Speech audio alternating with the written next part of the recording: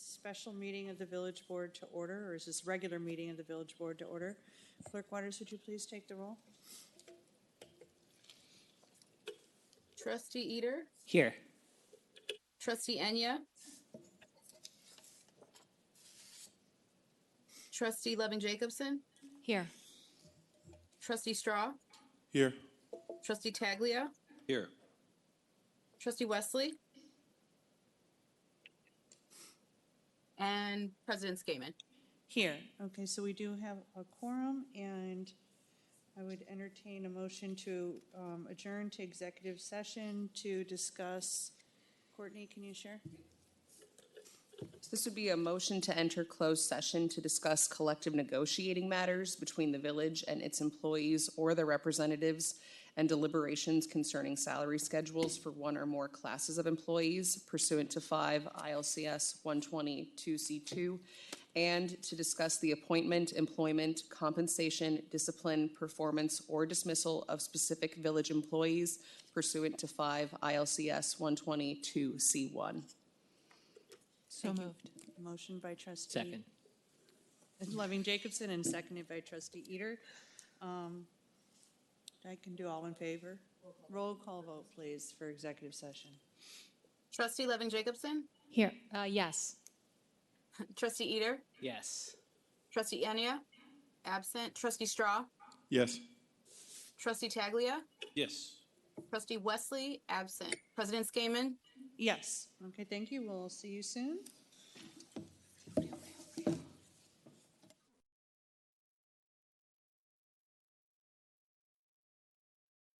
you with us?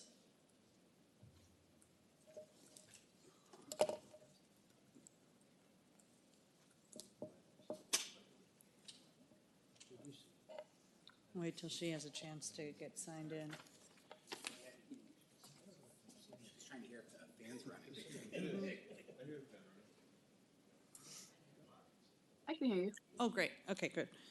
So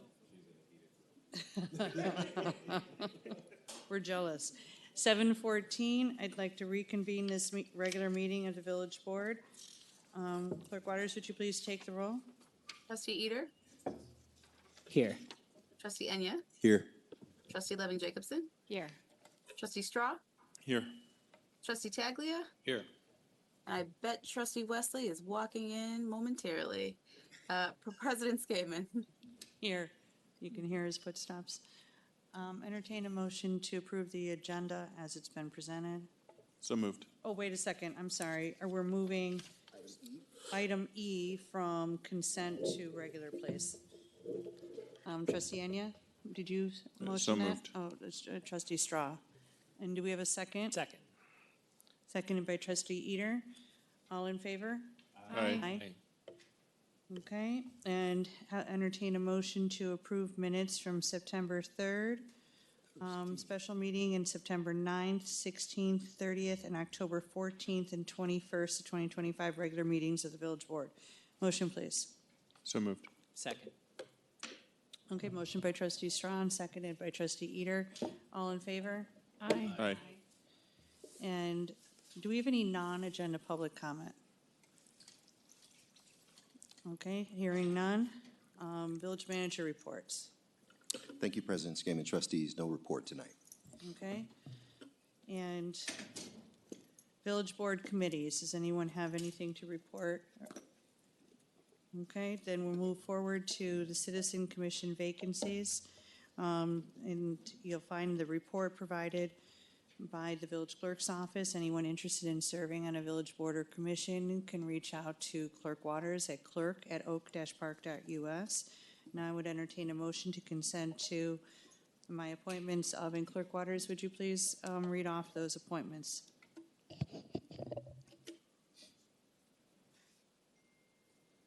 Can you hear me okay? Yes, we can. Catherine Bendowitz, an appointment to the Housing Programs Advisory Committee. And then Julie Johnston-Ahlen, a reappointment as Commissioner to the Transportation Commission. Thank you. Okay, and so I'm sorry, do we have a motion, please, and a second? So moved. Thank you. Motion by trustee Wesley, seconded by trustee Straw. All in favor? Aye. Hearing no objections, thank you very much to all who serve on the commissions. And so now we will enter our public hearing. So, You want to do item E first? okay. Item E is approval of an ordinance for refunding certain outstanding bonds and issuance of new bonds. Motion, please. So moved. Second. Okay, motion by trustee Wesley and seconded by trustee Taglia.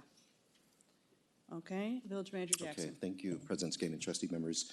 So I'm going to introduce Donna Gayden, interim CFO, and Rafaelita McKenzie from Spear Financial to handle this item. Just want to remind the board that this item was brought to the Finance Committee on November 4th as an opportunity for the village to consider refinancing some of the existing bond debt in order to achieve significant savings with just changes in the market. And at the time, the Finance Committee also offered up a suggestion that perhaps we should combine the debt issuance related to the Oak Park Avenue Streetscape project with the bond refunding. And so that was the recommendation of the Finance Committee. And so we're happy to provide some additional information and answer any questions. Donna. Oh, thank you. Good evening, everyone. We were asking for approval for an ordinance for a total of $75 million. $55 million is for refunding, and the $20 million was for the streetscape. The reason we did the total $55 million was because that's what's available to be called at this time. Doesn't mean that we will do it all at one time. We wanted the ordinance to cover everything that we could refund so that when the interest rates dropped, we can start the process versus coming back each time. And then the $20 million, again, is for the streetscape. So it was just two separate issues, refunding of up to $55 million and $20 million for streetscape. And that's why it was a total of 75. And Yeah. it will be one series of bonds, but two purposes. You have the refunding and the new purpose. So when it's all said and done, we will be able to provide the village with a debt schedule showing what that new money portion looks like and what the refunding portion looks like and what the village has saved at that time. Okay, are there questions? Just to clarify, and the reason I wanted this pulled, it's very clear in the document in the ordinance, but that no one, based on the titling, would think we're getting ready to, at this moment, engage in a bond for the campus. This is about a refunding of existing bonds, which will Yes. save us money. Yes. And then this is about the streetscape, the Oak Park Avenue streetscape Yes. specifically. So, and those were things that were talked about in the Finance Committee and recommended, but I just want to make sure that that's clear. So is there a minimum savings on that, though, that comes out of the bond? So when we first started looking at the whole existing debt for the village, we identified 6 series of bonds that currently show savings.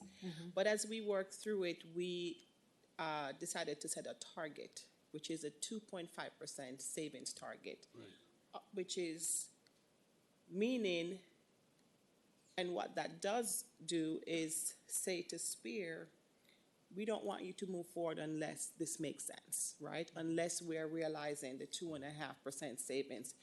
And so right now, there are about 2 or 3 series that still show that 2.5% savings. We were about 400, if you remember, in the finance meeting, 400,000 in savings. We've gone down a little bit, 350. I think the last time we met, and then it's closer to 3. But with the adjustment in the savings also means the par amount of the bonds go down. So we're not looking at 55. Again, it may be 30, it may be 20, it may only be 10 when we decide to go to market. The idea behind having the 55 is to give the village the opportunity to grab those savings if it's there and not leave anything on the table, so to speak. And so, and again, with issuing the new bonds, it's an opportunity for the village to do both at the same time and save.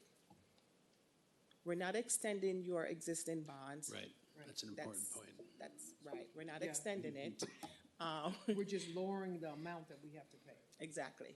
And the Oak Park Avenue will be what, I'm sorry? is that a 20-year, 30-year, what is it? Oh, no. So, Forgotten. no. The new money is 20-year 20. bond issue. The Okay. new money portion only.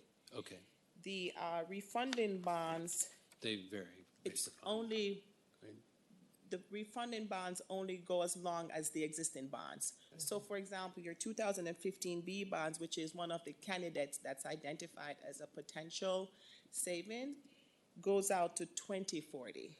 Your other bonds are shorter, 2032, 36, and 37. Okay. So again, we're only refunding within those parameters Got it. of each existing bonds. Is that savings net of your fees from Spear? Yes, it is. Okay. Yes, it is. Great, Yes. thank you. Brian? I want to make a comment for the public because this refunding terminology is specific to bonds and sometimes it's helpful. What we're talking about is a refinance. There are lower interest rates out there. You've got a mortgage. The bank comes and says, hey, we can refinance same term, but at a lower interest rate, and here's the amount you'll save. So we're talking about a lower interest rates available. We're refinancing our debt to save somewhere between $300,000 and $450,000 for the village. That's the short version of it. We're not changing the terms, just changing the interest rate. Yes. Correct. Okay, very good. Derek? Question. You'd mentioned that, so this will give you the authority to issue the bonds or reissue them, refinance, as Trustee Straw mentioned. Do you have a sense about like the timeline, what that looks like? Is this going to take place over the next several months or next year? Like, what does that look So- like? And yeah, I assume you're looking at when the interest rates are expected to Yes. change, right? Yes, so we do have a timeline. And again, that timeline is also has been collaborated with when you need your new money, right? Because that's important. And so we're looking at both issuances at the same time, and our timeline right now, end of February as a closing date. Now, if the refunding doesn't work at that time, we will pull that refunding, or maybe it doesn't make sense any longer, right? We're not going to proceed with issuing bonds if it's not making sense for you. This is my job, and I have a fiduciary duty to you, as an advisor. And so we wouldn't move forward with it, but we would proceed with the new money portion if you still need that new money portion at that time.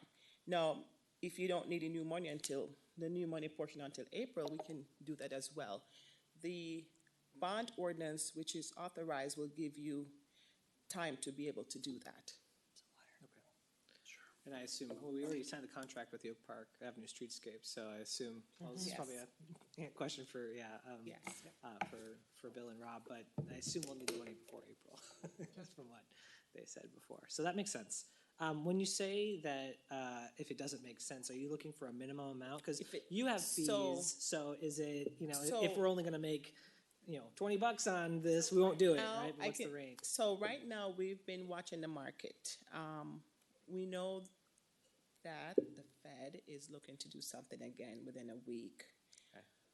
A lot of the bonds that we're refunding for the villages in the early years, which are actually the early curve, which is the most sensitive and the most affected. So once we see what happens next week, it will really give us a better idea where we are with savings. I hope it gets better so we can move forward with this. But again, we have, we have the parameters in place to provide guidance. And, which is really good because again, you don't want to proceed with a refunding with a 1.5 when really, maybe it makes sense to wait a little longer, right? And so, that's what the ordinance does. Okay, thank you. Okay. No further questions? Then Clerk Waters, would you please take the roll? Thank you. Thank you. Thank you.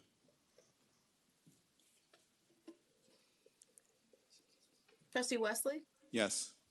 Taglia, Yes. Eater, Yes. Enya, Yes. Trustee Loving Jacobson, Yes. Trustee Straw, Yes. and President Skaman. Yes. Okay. Oops. Now we will move to the budget hearing. Welcome to the public hearing on the 2025 village budget. This matter was continued from November 18, 2025, when the hearing was opened and continued to this evening. The village attorney, Courtney Truffle, will now describe. Oh. Okay, that's all right. I'm moving ahead too quickly here. Entertain a motion to approve the consent agenda as it's been presenting, having moved item E off of to regular. So moved. Second. Motion by trustee Wesley, seconded by trustee Eater. Clerk Waters, would you please take the roll? Trustee Wesley, Yes. Trustee Eater, Yes. Enya, Yes. Trustee Loving Jacobson, Yes. Trustee Straw, Yes. Taglia, Yes. President Skaman. Yes. Okay, thank you. Actually, I see the public hearing is before the consent agenda on my agenda, but that's okay. We'll go with the flow this evening. Okay. So again, welcome to the public hearing on the 2025 village budget. This matter was continued from November 18, 2025, when the hearing was opened and continued to this evening. Village Attorney Courtney Truffle will now describe the notice that was published regarding the hearing. Courtney? Notice of the public hearing was published as required by state statute and the village code in the Wednesday Journal newspaper. The hearing was opened on November 18th and was continued to today without discussion. The notice and agenda for this meeting both stated the means by which persons may provide public comment for this public hearing.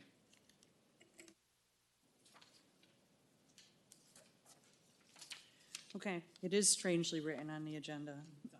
Yes. I will now turn the hearing over to Village Manager Kevin Jackson for a presentation of 2025 proposed budget. Village Manager Yeah, Jackson. thank you, President Skaman. I want to introduce Donna Gayden, interim CFO, to get us started. Good evening again. This presentation will be done by our budget manager, Mary Modowski, and we will be here afterwards to answer any questions that you may have. Okay. Good evening, Village Manager, members of the trustees, Village Manager, staff, and members of the public. Mary Modowski, Budget Manager. This may be a very similar presentation that you've seen before, but I want to make sure that we're clear as to what we're actually presenting to the residents of Oak Park. Before you right now is a requested budget that lists out the different levies that we'll be asking for approval for. In terms of the corporate levy is at 3.21%.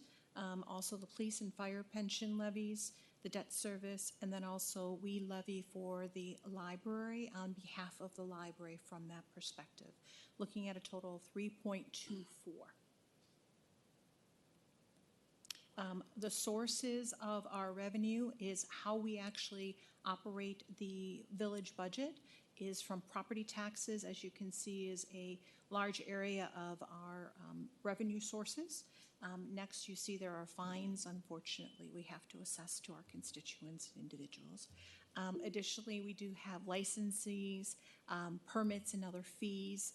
We do receive some grants, but those numbers are down right now. I know we're working on getting some additional grants coming in the future. And also in terms of interfund transfers that we will present to you information on. And of course, in terms of financing and investment revenue from that perspective. So here's a pictorial in terms of how we actually use the money, in terms of where our sources are. As you can see, our property taxes is our largest percentage, and other taxes that we do receive makes up the next biggest portion of our funding sources. Finally, how do we spend the money? With that, personnel cost are a large percentage, of course, fringe benefits, our contractual services. This gives you an idea in terms of our overall operating budget compared to 2025. We've had a great deal of success in trying to look at where we can reduce our costs and use our time most effectively in terms of expenses. Once again, a pictorial in terms of how we actually use our funding. Once again, personnel services and fringe make up the biggest portion of our uses of our funds for our operating budget. In addition, you receive the errata. So that errata, bear with me 2 seconds here while I bring that up. I apologize, you received 2 sheets. Please only look at the 2026 sheet, so I apologize on that. With the errata, you do see that the budget that we initially presented to you, we have had some additional areas that we've made modifications that we've actually been able to, based on requests for additions and requests to move funding, we've been able to present that information. So these are the modifications or the errata to the proposed budget. With that, ma'am, I am happy to answer any questions that I may do so. Thank you. Any questions on the presentation itself? Okay, Corey? Do we have a breakout of sales tax year over year and a sales tax revenue year over year and then parking ticket revenue year over year? We can get that information for you, sir. Awesome, thank you. How far back would you like to go? 3 years is fine. Thank you, sir. Any other questions? Derek?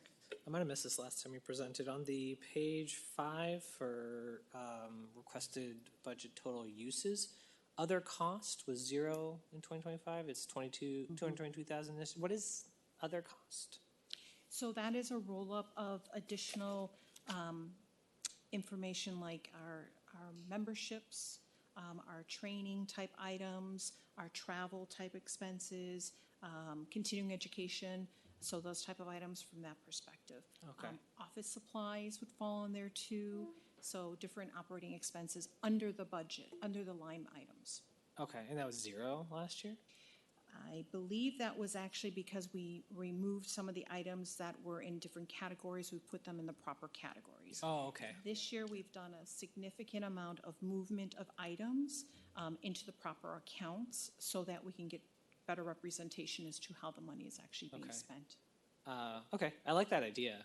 The word other is not exactly descriptive of what you just said. Understood, understood. And with that, we have different categories we can set up in BS&A, and it comes up and says, well, these are kind of the smaller categories from that perspective. Sure. Okay, yeah, okay, that'd be But helpful. You do see on the errata, that's why you see some of the different expenses moving from one area to the other. We've made some salaries moving into right people. We found that people were in the wrong category, so we moved them to the right department. We saw that we were charging incorrect, like Social Security expenses for some individuals to the wrong account, so we moved them back into the right accounts. So that's why you're seeing some of the numbers change on the errata. Does that make sense? Sure, Village Manager Jackson. Yeah, I just want to make sure we acknowledge the fact that from the last conversation that we had on this, all the changes that were recommended by the board and finance committee are here in the errata sheet. That's correct. There is something else in here that wasn't part of the discussion the last time, and it's a recommendation for me to add the fire squad vehicle into the CIP.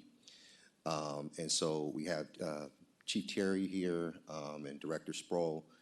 They can answer any questions and provide some information on the squad vehicle. As you may recall from the Baker-Tilly study, the squad vehicle was one of their recommendations, coupled with the addition of 6 firefighters pending the outcome of us identifying a funding source to support those 6 firefighters.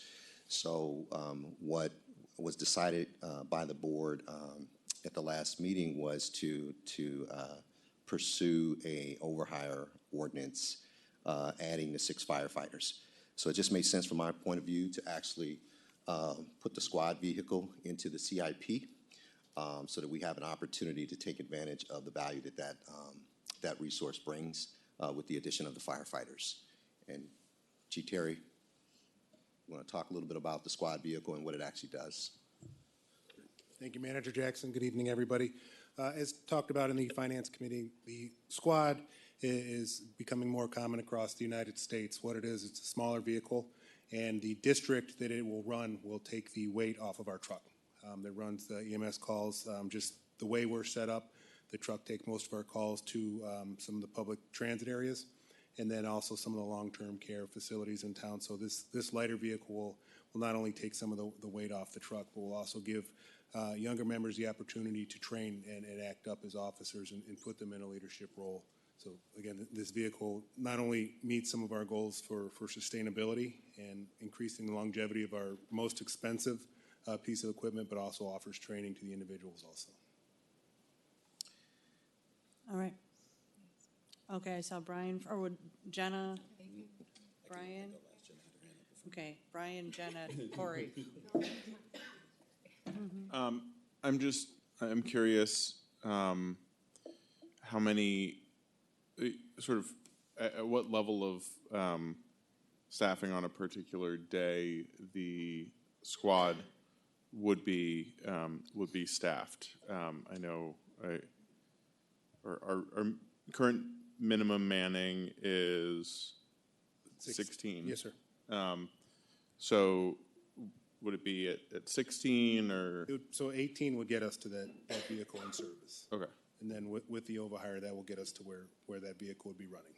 Okay, so 18 would put the squad into service, and we anticipate with the overhire we would be at 18. What proportion of the time?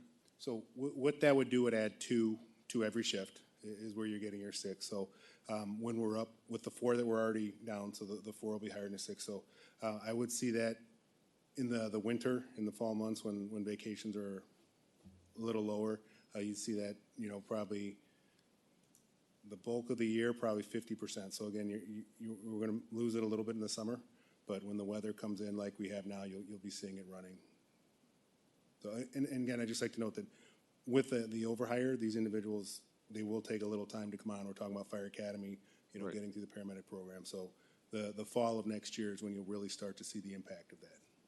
Okay, and how long do we anticipate the acquisition process for the squad vehicle to be? Because my understanding is it's a truck body with an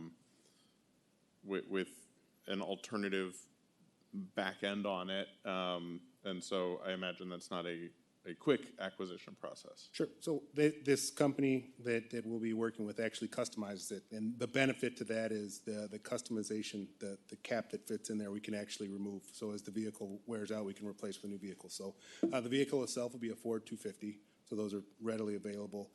Speaking with the manufacturer, they are in about 5 months. So it will correlate pretty closely to where we hope to be running this. Again, the second half of the year would. Assuming there's no chip problems, no manufacturing problems, no labor problems, which are very real assumptions the past couple of years, we would be looking at delivery towards the middle to the end of the year. Okay. Thank you. Yes. You kind of anticipated my question, but in terms of the integration of the vehicle with increased staffing that we hope to get you up to sooner rather than later, how does this kind of help bridge the gap with the understaffing issues that we've had, the dual reports? Right. So when we get up to full staffing, the 4 that we're down now and the 6 with the overhire, that is the hiring process to get overstaffing. When we are fully staffed, what the squad will do will begin to reduce the wear and tear of the other expenses that we contribute that we have now. So not so much that it will reduce the staffing issues as looking at long-term where the fire department can be, more productive and where we give more back to the community is the advantage of this vehicle and this setup. So they'll, on some calls, will be accompanied by other vehicles, So the bulk of these calls, for example. Yeah. on a fire, the entire department goes. So yes, ma'am, it'll be the entire department. What we're looking at is EMS calls in the city. I'm sorry, in the downtown, in the very congested area. What we're looking at is service calls, wires down, some investigations, some minor investigations. This vehicle would be going out to take the place of the truck, and also the engines on the borders of the two outside districts. So think Madison and Chicago, the squad would pick up those calls.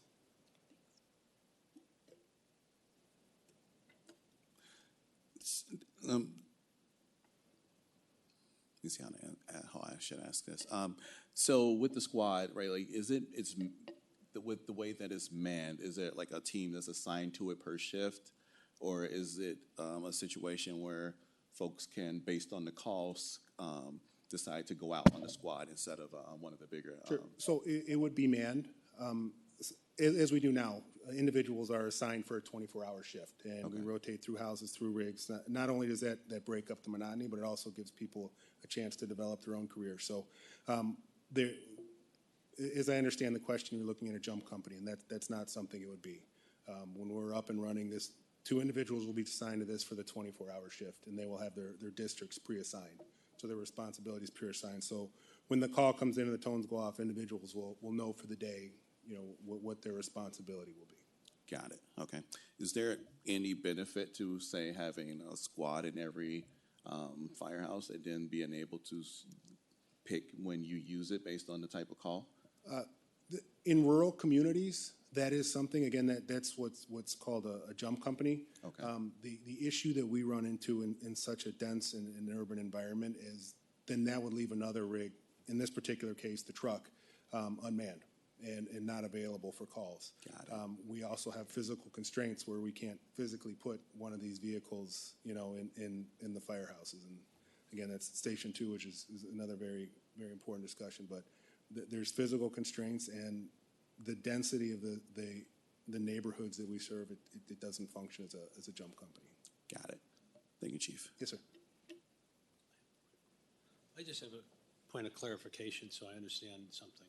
So when you assign a group to this squad during a shift, and there's a high-rise fire, are they able to move over to the ladder truck? So they would be partnered with the ladder truck, or at the scene commander can reassign them. In the case of a high-rise fire, again, it would be the entire department plus our neighboring communities. So it would be all hands on deck and something like that. But part of integrating a new piece of equipment, in addition to the redundancy and the services provided, there's extensive training. This isn't something where the vehicle shows up, 2 people jump on it and go. But before this vehicle even shows up, we need to redistrict, and there'll be training involved in who they'll work with, who they'll respond with, and what their district will be. So this process will be starting before this vehicle arrives in Oak Park. I just want to understand, though, if there is a high-rise fire, that we're not going to show up with the squad and leave the ladder truck sitting in the... No, sir. Okay, because No. it sounds like the way you were describing it was... No, and not to get too far out in the weeds, but in the CAD system, this is all built. So the system knows, and we think through it ahead of time. Very good. Thank you. Yes, sir.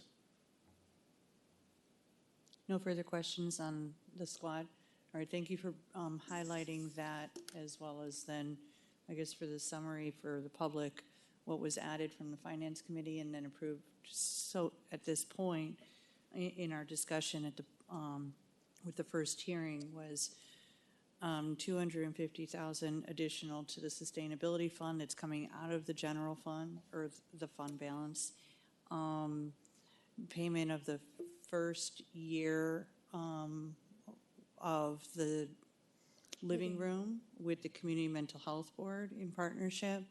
There is a mention of a commitment for 2 years following. The discussion we had with the Executive Director of the Community Mental Health Board is that we're still looking for additional funding sources, including state and county, and that we're willing to help in any way we can to secure that funding, as well as they are actively pursuing. And then, as we have heard, an overhire policy for 6 firefighters, of which we expect to see on the agenda next week with the approval of the budget, correct? That's correct. Yes. And then we were discussing in the CIP the bike boulevard, and potentially splitting that up into 2 years. And so I'm thinking that's where this discussion's going next to confirm. But please, anybody insert additional questions you might have throughout the whole budget. I have a question on the sustainability fund. Oh, please. Is it, so I know in the past the sustainability fund was funded through the aggregation contract, and back then we used to get a lot of money, and we don't get a lot of money now. Do we have the authority, and this might be a manager-attorney question, do we have the authority to implement a ComEd tax that mirrors what that sustainability, that aggregation fund used to do? Do have a utility. No, we still have the, Lindsay's here, I think she can help answer this question, and Lamont may be able to help too as well. Yeah, Sure, I'm sorry, could you repeat the question? Yeah, so for with me? the aggregation, previously, we used to get, I think it was like, was it a penny a kilowatt or something like that? And then that amounted up to several $100,000 over the course of a year. Do we have and that no longer happens because the aggregation financing has changed, right?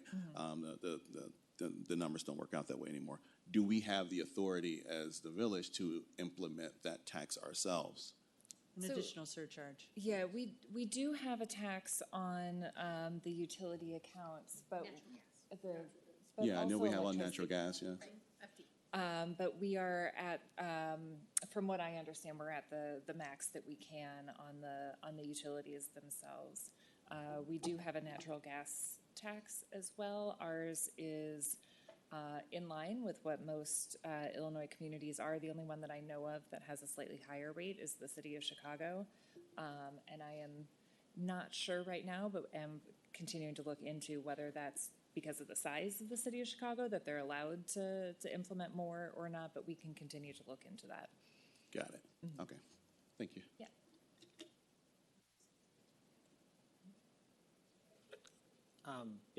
I'm very interested in having more conversations about that sustainability fund, and I think the plan was to do that sometime next quarter, right? To talk about potential additional revenue sources. So throw that in the mix as something we could potentially look at, right? As well as some other potential options, right? So I guess that's not a question for you, Lindsay. It's just A statement of interest. Yes, a statement of extreme interest. And I guess while I have the mic, I just have a couple of other questions about the errata sheet, just to get some clarification. I'm not sure if you mentioned this, but I'm just looking at the big numbers on here and the sort of moving around. $6 million reduction on streetscaping, but then you're kind of adding 2 and 4 for capital improvements. Can you read it, the description of like what that is a little bit? And that is with the, I believe we're making some changes to the Oak Park. Rob Sproul, Public Works Director, come on down, please. And Donna, I think you can help out with this one too. Thank you. Price is right. You're the next contestant. You need the song to play. This has to do The with, streetscaping. there are the underground improvements, right? I think this relates to how we intend to finance the underground improvements versus the streetscape elements above ground. Right. Is that, Yeah, originally what we had was a streetscape project in the capital fund, and we were, $6 million is coming from water. So this is us right-sizing it up, where the $6 million is being reduced out of the 3095 capital, and it's going to water. And then we separated 2 and 4. Is there a particular reason it was split that way, or shows They're up that two way? different, Just 2 different accounts. it's 2 different accounts. Got it. Yeah. Okay. So those, and they balance out. So Yeah, it's it just moving balances money out. around. Okay. The other question I had was the ARPA funds. So it's so I see there's an $808K for police and fire. It's a decrease in revenue. Yes. I saw that in the big budget book. Those were amounts of ARPA funds going to those departments. So is that not happening anymore, or can you just share what that is? No, what initially happened was that ARPA was there for the installation of the CAD system. And if I'm saying that right, the CAD system. But what it was in the budget book was Same as the RMS. yes. RMS, Okay. yes. So, but what was in the budget book was the annual amount for that system. Okay. And the ARPA is not paying for that annual amount. I see. And then Right. we trued up ARPA as well. It should be zeroed out now, right? Yes, 'Cause it we has have to be, spend ARPA it. has to be zero at December 31, 2026. Okay, so that was kind of just like carried over from previous budgets. It sort of just was It wasn't carried over, it was allocated. allocated, Yeah. even though it wasn't there. Right, so at December 31 of 2024, all the money that we received from ARPA, which was about $38 million, had to be spent or obligated. Right. So everything was obligated Got it. by December 31, 2024. And then everything has to be spent by December 31, 2026. Got it. Okay, great. So that makes sense now, Yeah. since it's already been moved around. Okay, yeah, those are my big questions. I think everything else lines up for me, so thank you. Okay. So that's the questions on the presentation, on the changes that have been made. Are we settled on the Bike Boulevard discussion? All right, I guess that's me. It's Corey. So my understanding is that we're not levying for the Bike Boulevard project that is coming out of fund balance. And if that's the case, I'm curious to why we would split it. My Recommendation suggestion from the in, finance. pulling this from Finance Committee discussions was understanding that our CIP was extensive and committed us for, many years into the future, and is that there were questions around whether it made sense also to, implement the priority areas. And we have a commitment at the board table for the second year. I don't think anyone's wavering on that whatsoever, but we're already seeing savings from the RFP process itself. And so it felt digestible and reasonable. I think if we can cut to the chase, what we're looking to understand as a board is if there's we asked last time if there was an actual benefit to the 2 years, and I think we understand that it's our decision to make, and that staff will accommodate whatever direction that is, whether we want the whole Bike Boulevard in 2026 or if we want to split it in half. But we do also, from the discussions I've had independently, care about that digestible piece, that maybe not a fiscal benefit, but a capacity benefit. I mean, knowing that you still handle anything we throw at you, does it, with everything that we have in the CIP, still make sense to split it in 2 years? So is there anyone that's interested in answering that question? The question, Rob, if you're being called back up, is does staff does it make your life any easier whatsoever? For 2 years? Mm-hmm. I mean, Because I think, it feels. I think it's really just a financial decision. I mean, the entire corridor is already designed. We're going to be advancing forward a construction contract for the work. It's just it just depends on the scope that's included in that construction contract. So it's really just, I think, from a pacing perspective, a board's decision about whether or not they want to expend that money in 2026 or kind of spread it out over a 2-year period. Mm-hmm. Got it. So I'm really just, and here turning it back over to Corey in a second to make sure that everybody has their chance to say their piece. I'll say I'm still comfortable with the 2-year plan because I do feel like it's fair and digestible, and we are already realizing savings. And there is a lot of roadway that would be, having something worked on or work done to it. And it's a significant investment as is, and we are truly committed to. But there's also something to be said for learning as we go. But so Corey, the floor is yours. Yeah, I mean, so for me, I was just trying to figure out like all the angles on this just to make sure that I'm not missing anything and to see if there's any kind of benefits that I'm, to split in that I'm missing. And so far haven't really heard any, so I'd much rather it just all get done next year, truthfully. So then that is putting it to the floor, where does the board stand? Brian? I guess one question is, are there benefits or cost savings to be realized by doing it in 1 year? Would contractors bidding the project out as one project as opposed to a project over the course of 2 years, would we get any kind of savings or discount on that? Good evening, Bill McKenna, Village Engineer, Assistant Public Works Director. Each project is probably a large enough scope, so from like an order of magnitude, you're probably not going to realize much savings, whether you break it into 2 projects or 1 project from that standpoint.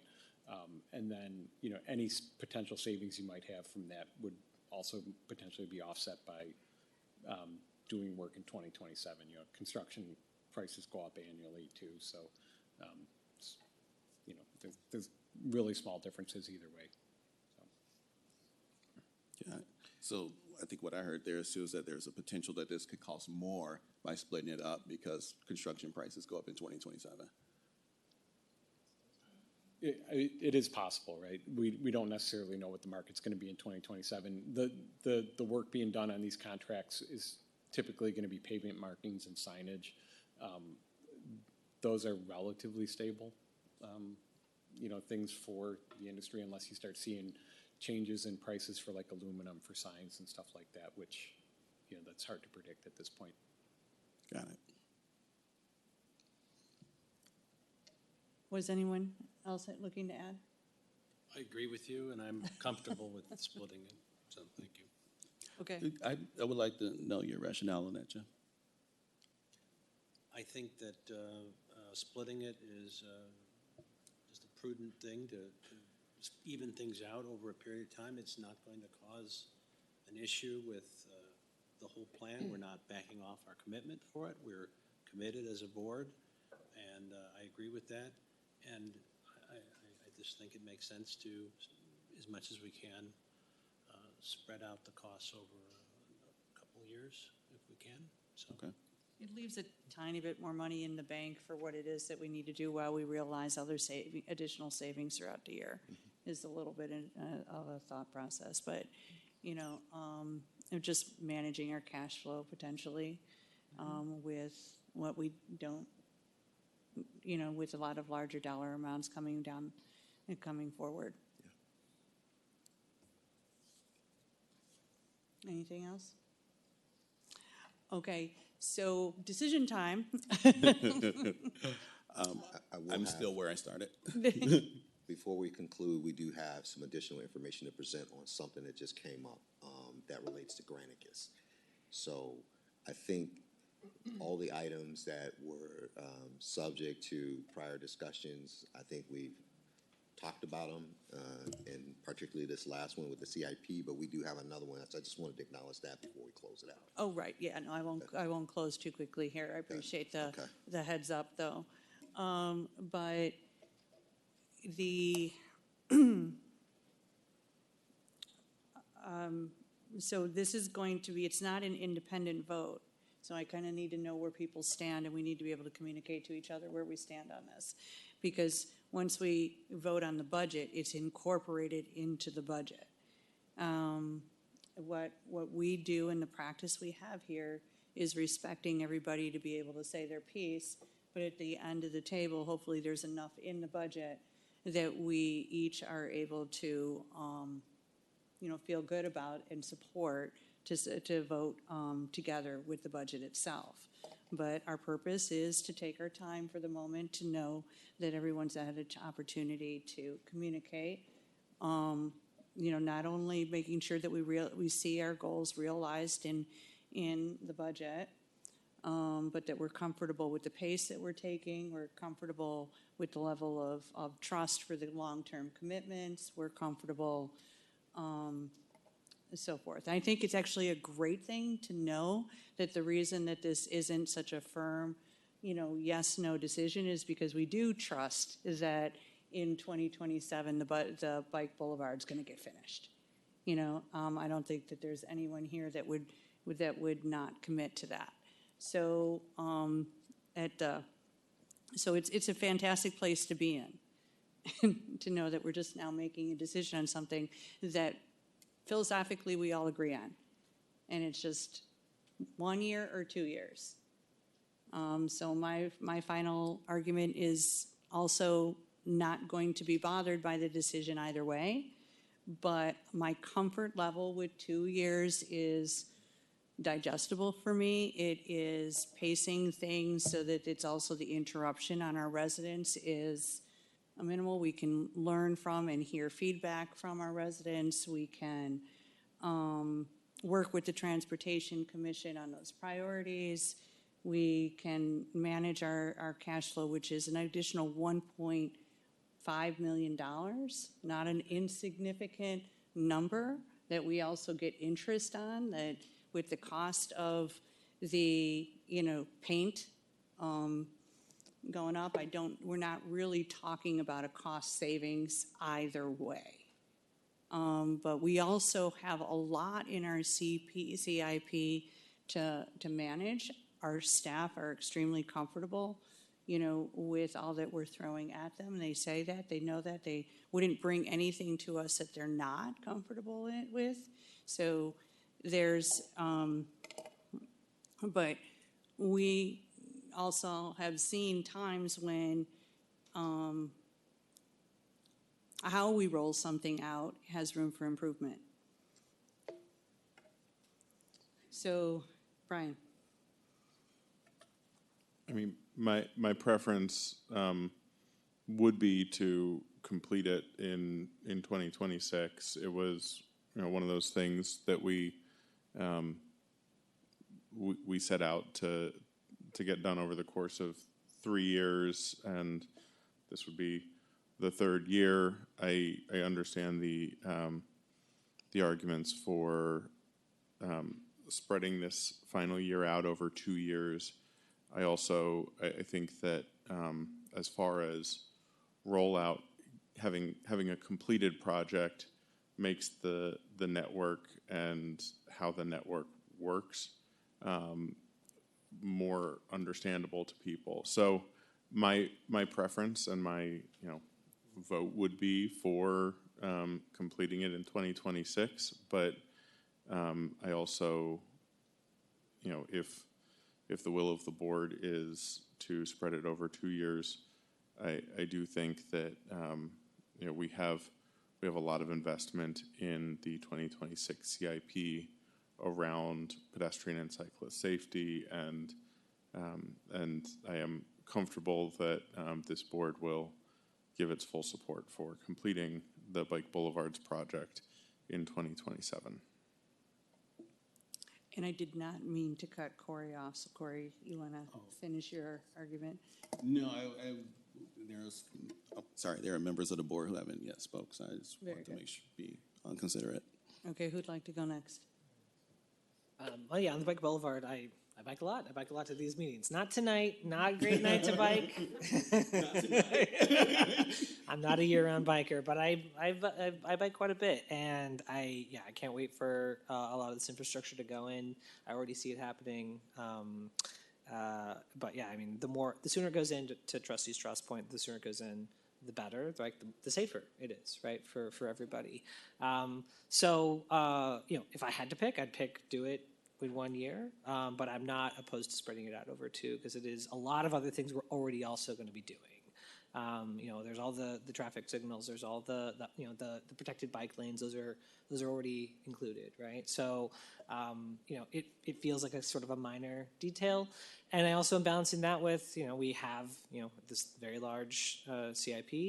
We have a very unknown large sort of range of dollars that's going to go into the, to the police station and Village Hall renovation that's going to be coming up soon. So it seems fiscally prudent to have some financial wiggle room to do that. So and that's my understanding is what President Skaman is looking for is this is a way to create that wiggle room to make those conversations easier. And those are going to be hard conversations. I know, just from the last conversation we had, there's going to be a lot of discussion about what we want to include or not include in that, in that project. So I'm okay with, it being a 2-year if it gives us that flexibility for that harder conversation in the next couple months as we put that together. So I guess I'm not being super clear. I could go either way, is what I'm saying. Like I said, I think it's a good place to be, and that there's a level of trust that we're invested. So, appreciate that. I guess where what I worry about is the fact that we are about to bond somewhere north of $100 million for facilities, and when we go and look again to at the budget next year, if we have already bonded out that $100 million, our budget process looks a whole lot different than it does this year, and we might be looking for things to cut. And biking might be on that list. I'd much rather do it, and then it's not on that list, and then we don't have to worry about it. And we can cut something else that I care about less. That's just kind of my rationale.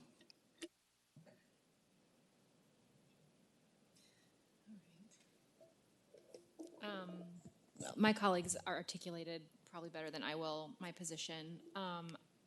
Prefer to complete the full network project in a single year. It is a priority, and especially when it comes to mobility and pedestrian traffic safety. I was convinced by the proposal to spread it out across 2 years for all of the reasons that have already been articulated, and also because some of the things that I feel needed to be prioritized were quite expensive, and we needed to find funding for those items, and so it feels like a reasonable compromise. With that, I hear the urgency and the fear that if it's not done and paid for in 2026, it could be vulnerable in 2027. So I appreciate that reminder. But so yeah, it's probably not the most helpful intervention from me either. But I that's to say that it's a priority. I would prefer it to get done sooner rather than later. But I'm comfortable spreading. I'm comfortable spreading it across the next 2 years. Chibi, you want to be a tiebreaker?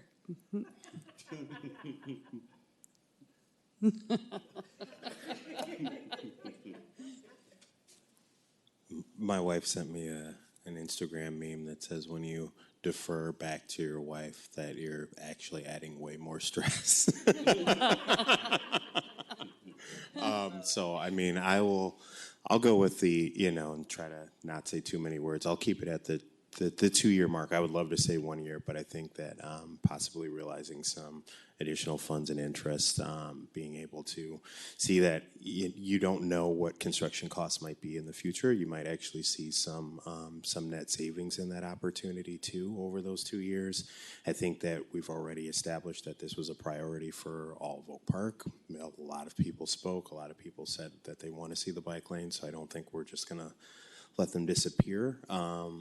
In the second year, it would be weird to start this and just stop halfway through. So yeah, I think getting this done in the 2 years is responsible. It's giving some opportunity for us to realize some savings. And I've worked on capital improvement projects for CPS before, and I have actually seen savings. And I am a person that loves to get the whole network thing done right away. Ask my wife; she'll tell you about all of it. But I do understand that there is an opportunity at saving some money in the long run, and I think that is, worthy for Oak Parkers in general. And I think that they would love to hear that we were thinking about this $1.7 million this way. So yeah, I'd rather split it up into two. So we have 3 that are leaning towards the 2 years, 2 that are comfortable with an additional 2 years, and 2 that would say, let's, support the now. Again, I'll reiterate that, I also think that it was great to have this conversation, because I think that if you take this soundbite of this discussion, it teaches somebody listening about our budgeting process a bit more, like the difference between the CIP and the regular budget, what it is that we bond for or levy for, what it is that we, what's eligible for bonding, what comes out of the fund balance. All of these things are kind of incorporated in this discussion.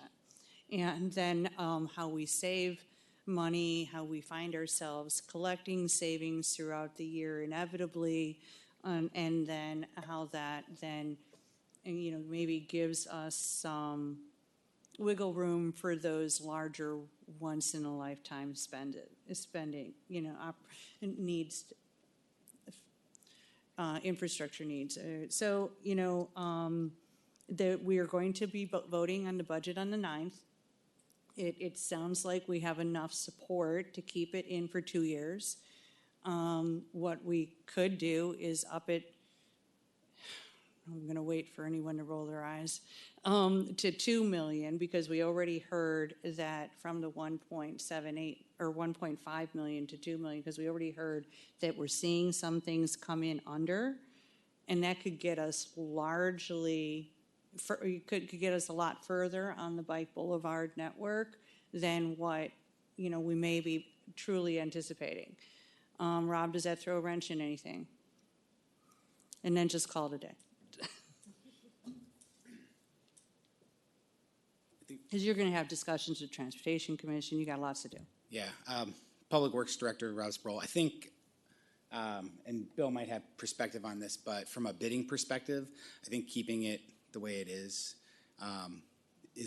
better because we're going to get more interest from contractors in the second year with a larger project than a larger project in the first year and then a smaller project in the second year.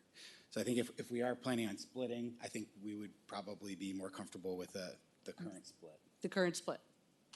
Yeah, I would agree with that. Right now, the order of magnitude is roughly even between 26 and 2027. Probably going to get the best pricing that way. All right. You know what? Thank you. Thank you.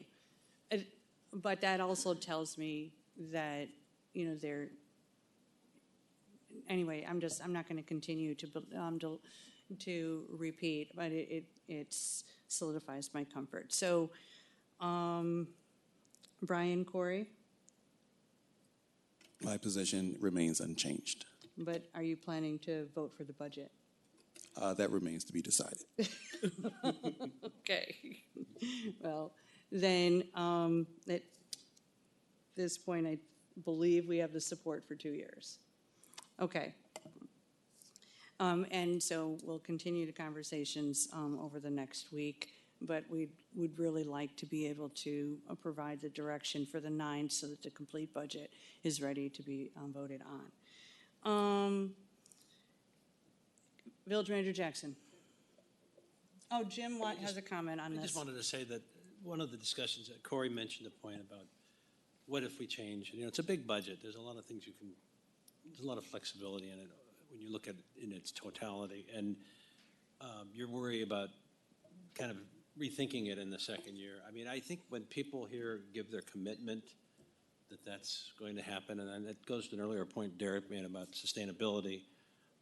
When I, particularly, and other members here give their commitment that that's what they're going to do, that's what we're going to do. We're not going to go, oh my God, this is the world's going to come to an end. It's a big budget. If we have to move around other things, there are a lot of things we can move around over the course of an entirety of the budget. So you have the commitment here. I think that's something you really should lean into. So, thank you. No, and again, the commitment is definitely appreciated, right? And I do believe that the board will do everything in its power to keep its word, right? I trust my colleagues to that level. I also know that structurally, we're going to have some buckets to fill after we bond for $100 million, something between $3 and $6 million, which is between 11 and 22%, 22 levy points, essentially, that we're going to have to fill once we bond this out. And that makes a lot of very, very difficult decisions. And so while I do believe that that this board will do everything in its power to keep its word, it might be out of our hands. And that is what I worry about. It would still be coming from the fund balance in the future, so it wouldn't be something we'd be levying for. So it wouldn't be a part of that burden on the community at large that we're talking about when we're trying to attain our affordability goals. And we've already realized some, savings.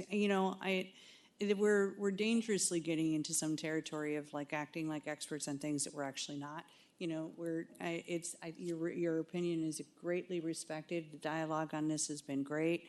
I think, because I have a contractor at home, and one thing that I heard, and I preface it with that I don't actually know, and it's he likes to keep his guys busy. And and so timing your project so that you're keeping the people that you're employing busy is also something that I'm feeling right now with some of the response that I heard, but not to put that blame on, insinuate that I'm absolutely 100% correct in that. But and also who can bid for projects at the different magnitude. We're potentially opening it up to more contractors at a digestible kind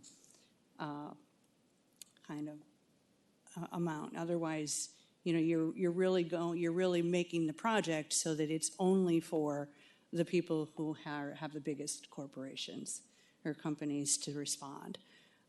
Again, like I said, I'm preface all that with that. We're way in the weeds with relationships with the companies that we work with that we don't know. But I think we can continue this conversation and direct staff. But right now, what we have at the board table is, and I am looking to Jenna and Derek, since you guys were the maybes, that you're fine with the 2 years, right? So then with Chibi, that gives us 5. And so I have to be able to say that out loud. I have to, be listening to what I'm hearing from the overall board, and no one's being overly, okay. So, thank you. And now you have an additional item? Are we all set? Yes. Yes, we do. So this is really an emerging opportunity. It's not really brand new because staff has been working on this. I think the timing just kind of came upon us a little bit sooner than we thought it would. And since the budget process was already open, we thought it would be appropriate to at least announce the opportunity tonight. So I appreciate Dan raising this today. It's hot off the press. It's Granicus, and there's opportunities to enhance our customer experience internally and externally with some upgrades to the Granicus software. And so Granicus is here in town. They've been working with us. As fate would have it, yes. Yes, fate would have it. So if you guys are patient enough to listen to this new opportunity, it would come to you sooner or later anyway. And I just think that we wanted to talk about it. And we're going to be talking about some other technology projects that relates to our enterprise resource planning system, our financial software, our HR software, and so forth in the near future. But this one is right in front of us right now. So, Dan, I'll turn it over to you. Yes, thank you very much, Village Manager Jackson. Thank you for allowing us a little bit of time tonight. So if you'll recall, when we presented to the Finance Committee, we talked about how kind of the Granicus line item was the big part of that general contractual line within the communications budget.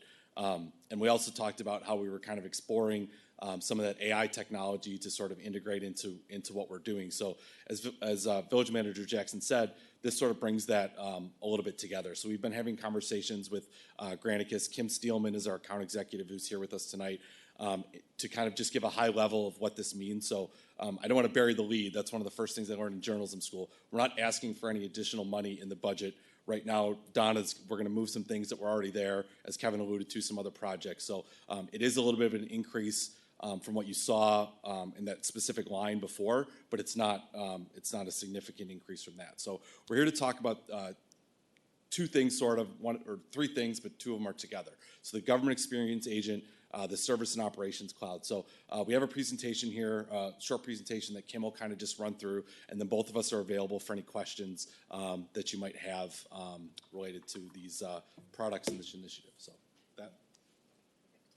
Thank you guys so much for having me. I'm Kim Steelman, account executive with Granicus. Let's see. So we'll start with GXA. That is our government experience agent. That's our, we love to have acronyms in Granicus. So that's what we call our AI government agent. So this is an AI agent that would live on the city's website, and really what the aim is to help increase transparency, so be able to really help your residents easily access information, find the answers to the questions that they're looking for really easily, and also help them complete tasks easier as well. So the world of AI is rapidly evolving, and government, we have a unique responsibility to kind of evolve with it. This is the way that people are looking for information now. You can probably all relate that when you're trying to research something, how to do something, or what you need to do, the days of going to Google are fewer now. A lot of times we're going to ChatGPT or Copilot or something like that to find answers to questions. And a lot of times, especially with government, those answers, our residents don't always know what they need to actually look for when they go to a website. So if we're just reliant on a search bar, sometimes that's not super helpful for them. For instance, one of the use cases that we talk a lot about with GXA is if I'm a resident and I'm building a new deck, I might not have any idea all of the different things that I need to consider if I have a project like that. So GXA helps simplify that experience for tasks like that, where your resident can just simply go to the website and say, I'm building a deck, what do I need to do? And GXA will answer that question and say, well, if it's this size, you need this permit, and here's what you need to consider when choosing a contractor, et cetera, and here's the permit application. So it quickly points them to the information that they need. And this tool also integrates, because we do partner so heavily with Oak Park already, and we work with you all for your website, your communications tool, your engagement tools, and then several of your meetings tools as well. There is just natural integration between those tools and GXA. So with one of your meetings tools, Legistar, for example, GXA, your residents will be able to go to the website and ask questions about what was discussed at last night's meeting. How did this trustee vote on a specific agenda item? So different questions like that might take your residents a long time to dig up that information. Traditionally, they'll be able to really easily access that. Also, just reducing the burden on your staff to answer those kind of questions and take those phone calls and emails and walk-in traffic as well helps reduce that.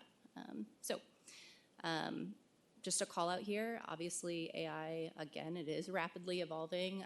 Granicus only works with government, so we take the responsibility of making sure that there are appropriate and responsible guardrails in place for this tool to make sure that the information that this agent is giving out is accurate and appropriate, and not giving out any kind of personal information or anything like that. So I'm not going to spend too much time. I kind of talked through a lot of these points that are on the slide. So, but like I said, just the demand for these kind of agents, these kind of tools, it's growing. This is how people search for information now. And then again, helping reduce that call volume. Let's see. I think, do you want me to touch on anything else specific on GXA, or is there any questions on GXA before I get to the other part? Yeah, yes. Anybody? Yeah, I'm sure. It's a big topic, so feel free. I'll be real quick. As far as the data for the AI, is this just taking data directly from our sites and our sources, or? Yes. Okay. Okay, so yes. So it will be able to access any kind of public-facing information that lives on your website, but you are completely in control of any additional resources that you want it to have access to. So if there are other agencies that you work with or other resources that you want it to be able to point people to or pull from to give people accurate answers, you can allow that, but that's completely within your control, and you can turn that access on and off whenever you see fit. Yes, no problem.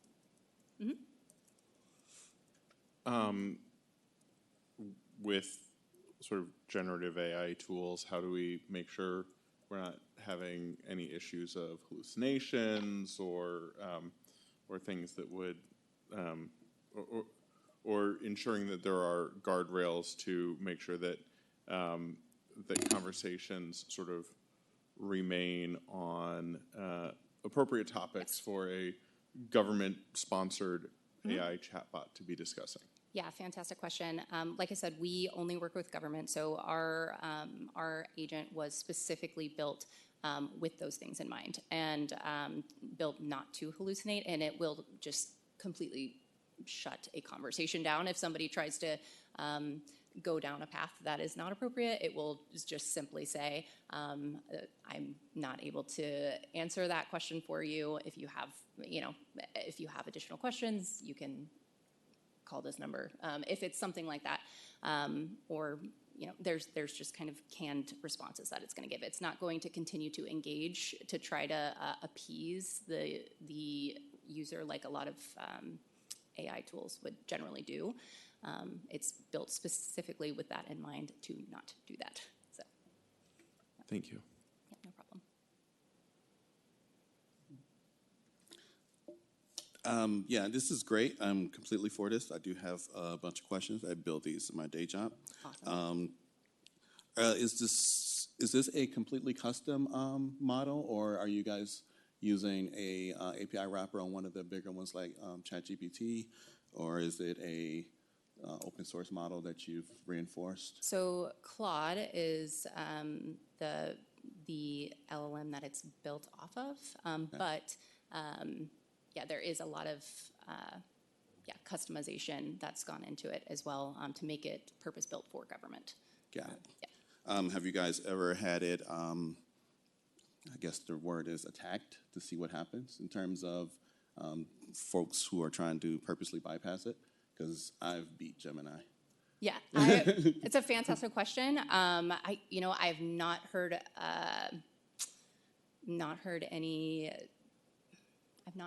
that question specifically answered. So I'm happy to get an answer for you. I'm definitely not going to try to spit out an answer that I don't know. So I'm happy to get that information for you. If that specific kind of like testing, I'm sure it has been done.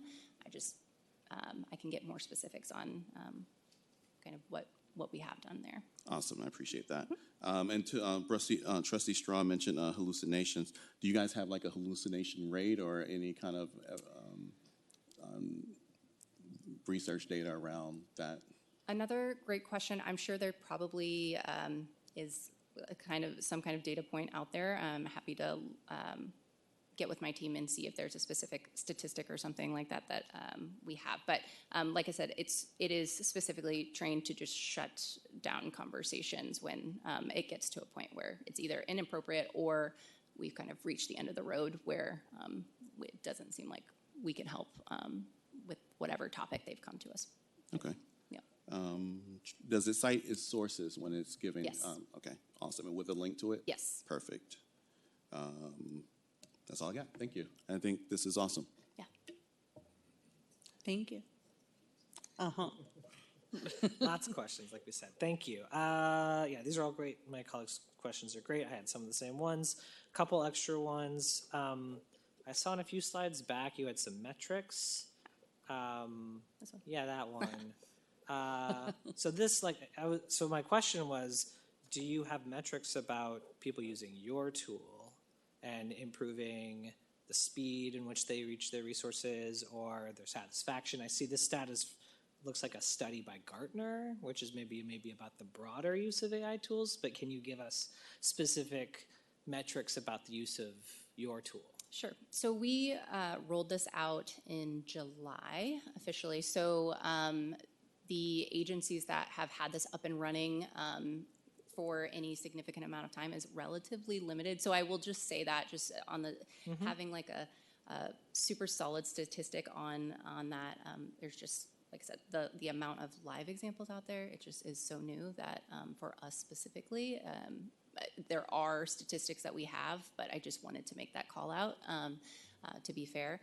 But I believe the statistic that we do use is around a 70% resolution rate. So meaning that at least around 70% of the time when a resident comes to the website and asks a question or is looking to complete a specific task or whatever they came and tried to use the chatbot for or the agent for, around 70% of the time the agent was successful in helping them find what they were looking for without needing to call in or send an email or do any kind of additional steps that would, again, put work on your staff. Okay. Yeah. And can you name some of those other municipalities that are using your tool? Yeah, absolutely. We have Jackson County, Missouri, which is, I believe, in the Kansas City area. And I'm happy to send a list as well with some instructions on how you can, if you go to, I say this because we tell customers that if you're going to go to the site and kind of like test drive it, you're welcome to do so, but we do ask that you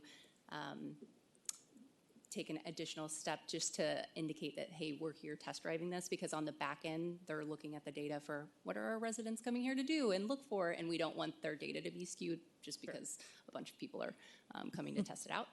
But happy to get you a list. But yes, we've got Wyandotte County, Waco, Texas, Jackson County, Missouri, and this list is growing rapidly. I just completed or signed a new contract with one of your neighbors yesterday on this, and working with a lot of other agencies in the area, but also just nationwide to implement this.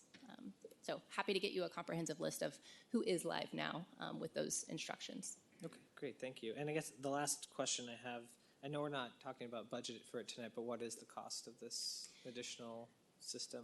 Yeah, so in total, for the agent and then the other components that we will talk about, it's an additional around $45,000 annually. And so I'll talk about the other components of the offering as a whole here in a moment. But yeah, that's the total annual increase. For all of it, including not just this piece, it's the right, other exactly. pieces to it. Okay, yeah. Got it. And what do we pay currently? I mean, Dan, maybe you know, but for this, I guess I know we pay for multiple tools, right? There's the Legistar, but then there's the website. I actually do know. Right? I think around 102 is your current annual spend. For all of it? For all of the Granicus tools, yes, that you use. So okay, so it'd be like a pretty decent jump to add this up. Yeah, okay. AI is it's an expensive tool on the development side and just the the operational side. Okay. So yeah. Okay. Cool. Thank you. Yeah, no problem. If I can too, I think just one thing to point out is I think that increase, it is obviously the GXA is the big part of it, but I think some of what we're going to get into with the clouds and how that's going to help us be operationally more efficient. I mean, I think that there's a lot of value in that too, in the service that we'll be providing, things like that. Okay. Yeah. And is this a package deal then? Like yes. If we can't get just this feature, but not this one or something? You can, and we explored all of those options. It's just a lot. The return on investment is just much larger when you package it up, and so I can kind of segue into that conversation. So the way that we do our packages, you all actually have, other than GXA, all of the technology components already, because we are already so heavily partnered. The other component of the packages that we're talking about, which are Service Cloud and Operations Cloud, are additional services and support. When you kind of roll everything into what we call our cloud packages, like I said, it really won't, you all have pretty much all of the technology components already, but what you will also get is what we call a government experience partner, which is like a dedicated, almost like consultant within Granicus that works with you proactively and strategically. You meet with them on a regular basis to better understand the initiatives that you all have going on, what improvements you're trying to make, what's really important to the board or staff, and that experience agent will help you optimize the tools that you have, and make sure that you're getting. We're not just handing you over technology and saying good luck, but we're making sure that we're listening to, okay, these are your ongoing priorities. Here's what's changing. Here's how maybe we need to tweak what the technology that you have to optimize it for what's going on in Oak Park and your residents. So you have that dedicated person, and that is your dedicated point of contact for all of Granicus. So it's not just what's included in with GXA or Service Cloud or Operations Cloud. I know I'm just throwing around a lot of names here, but you guys do so much with Granicus, and it really simplifies that support aspect too, by just having that one point of contact that gets to be your internal navigator of Granicus.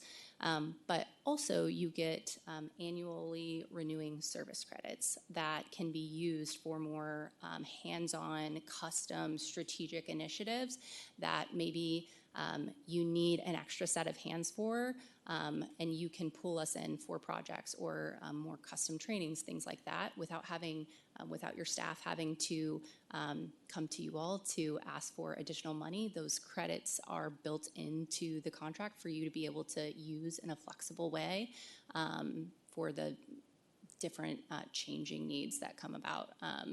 To, like I said, optimize the use of the technology that you have, do additional trainings. It can even be as hands-on as, building out custom communications campaigns, things like that. So it really almost is like having another staff person that is specifically trained in everything Granicus that can come alongside your staff and help with those more strategic initiatives. If I can kind of give a sort of real-world example of that we've been thinking about lately, right, is how we've been handling the response to immigration and immigration resources. So I think we did internally the best we could within the framework of our website, right, like that, just from a staff time perspective and the ability to kind of construct within the website, working with DEI, neighborhood services, and a lot of different people. Under this system, we'd be able to kind of go to that experienced partner and say, again, to Kim's point, this is what we're dealing with. How can you help us?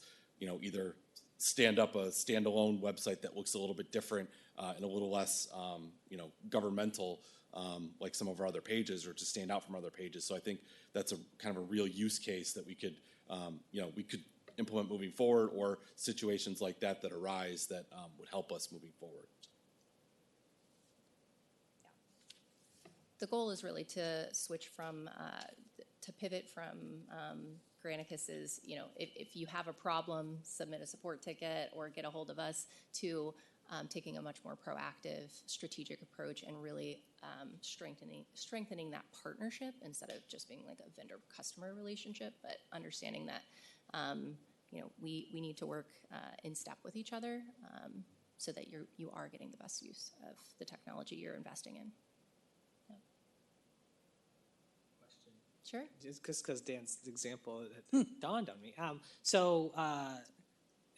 Trustee Anya had asked about the training data that you used to build the system. Sure. It's only would be using the resources on our own website. Do you train your model on all your other customers to improve it? What happens to the search queries that someone types in? I'm looking for immigration services. Yeah. What happens to that data? Is it protected? Mm-hmm. What if I submit some kind of request that you have to comply with? Tell us about how the data is how you train on it, if you do, and then what happens to those queries? How is that protected? Yeah, so all PII is it will be redacted. So the actual information, there is a lot of data that is retained in the system so that you can understand what are our residents coming here to look for and trying to do. But any kind of PII, personal identifiable information, is redacted from that. So even if you were in the back end trying to find personal information, you won't be able to find that. And we can't find it either. It doesn't exist for us either. So that was specifically thought about and is specifically protected against. So the PI is stripped out, but the kinds of questions people are asking about that is saved and trained. Yeah, for you all. So It's not shared across so the platform. no, like your data would not be shared with anybody else. No. Okay. So, but you would be able to look in the back end and be able to access that data to see, again, what are people here trying to do, and which can help you also be more strategic in your communication strategy or your website strategy to say, oh, well, we have a lot of people coming to the website trying to find more information about this specific topic, but we're not surfacing, it's not surfacing a lot of information. So that tells us we need to do, we need to put more resources or information on the website about that, or do more communications about that specific topic of interest. Gotcha. So, yeah. Okay, thank you. All right, well, this is wonderful. I think we're all very excited to, see it be implemented. My question is somewhat unrelated, but I'm struggling with not asking it. Alvin, why did we choose Just FOIA? Yeah, because Granicus owns GovQA. All of this would work together beautifully. GovQA does way more than just FOIA. Can we change? Good evening, Alvin Nepomuceno, IT Director. So how we went about to select a vendor for FOIA was we had a committee of across various departments, and we did put out an RFP. We had several vendors who proposed on it, and we had 3 vendors that we narrowed it down. They all demoed, and then we also sandboxed a few of them, and the whole committee agreed with the vendor of Just FOIA. So it was not just one individual. No, I wouldn't assume, but are there pros and cons that you could send in an email or a memo, something to help me understand? Because I've used both, and they don't even compare. When I'm talking about the conversations that we've had at the board table about it being intuitive, about GovQA sending you to places on the website where the information exists, so that the FOIA is never submitted in the first place, reducing our numbers, hearing that Granicus is continuing to be more and more intuitive with their products, and that having this bundle where you have all of the same, under the same name, additional, opportunities. And Just FOIA is about to be on an island all by itself. So I'd love to understand how it competes at all. So you want me to send a memo to you? Please. Yes, I'll do that then. Thanks. You're welcome. Yeah. I've used GovQA before, and I know the city of Chicago uses it, so it's a +1 to that platform. I do just want to also register, I'm not sold on the upgrade just yet. I want to see some answers to these questions. I want to know that hallucination rate. I want to test out these other places. It's a big price jump, I think. So I'd want to really make sure that we would be getting the value that we think we're getting. There's a lot of promise in AI.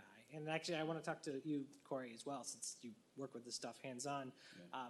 I use it for programming, but it's oftentimes wrong a lot of the time. And it's great when you have a relationship. And this is maybe how a lot of people use ChatGPT and these other tools, is you're asking it stuff, and it kind of gives you like something that's like 60% there, and you got to fix it, right?